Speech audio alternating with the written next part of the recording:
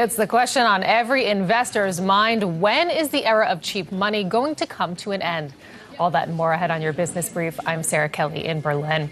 In the past week, we've gotten some hints from the world's major central banks in the United States and in the European Union on whether they may start to ease up on monetary stimulus programs.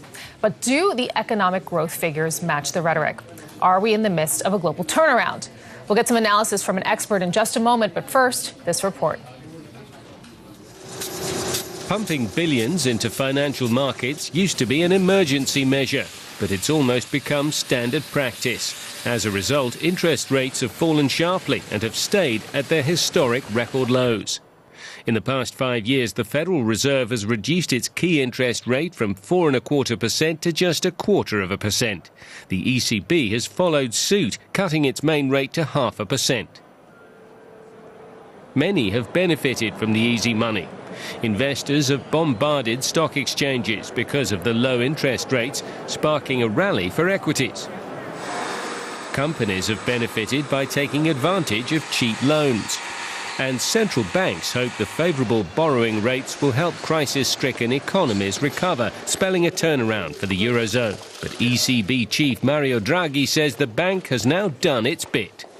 The ECB has done as much as it can to stabilise markets and support the economy. Now governments and parliaments need to do all they can to raise growth potential, strengthen competitiveness and build a stronger and more stable European monetary union. The Fed has also said that it could be curbing its bond buying program, ending the stimulus bid mid-next year. The announcement sparked a global equity sell-off. Emerging economies are already feeling the effects. Many investors put their money into those nations to take advantage of higher returns, but now they're pulling out.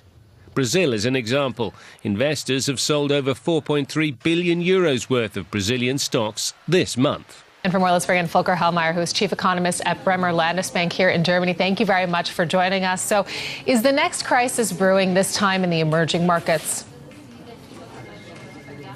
No, I'm not seeing that. We've seen a very weak spot in the economies of these countries after a very strong growth pattern. What we are seeing is a big nervousness in the markets currently due to a couple of aspects like the shadow banking system in China. But in general terms, what I'm seeing is an improvement in the global economy, which will filter through into the emerging markets also. In that respect, it's a nervous phase at the moment, not more. And I mean, I have to push you on this because in China, there's a credit crunch underway with many banks having problems raising money in the past week.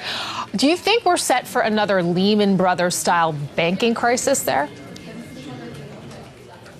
Not at all. The Chinese system is not a free market system as we know it from the Western Hemisphere. The People's Bank of China clearly stated that they are tackling the shadow banking system, which they don't control fully in that respect. Yes, there will be some victims, but not the major banks that are important for the financing of the real economy of China. And I think it's very good what we're seeing there on the sustainability aspects in China for the financial system and the future growth.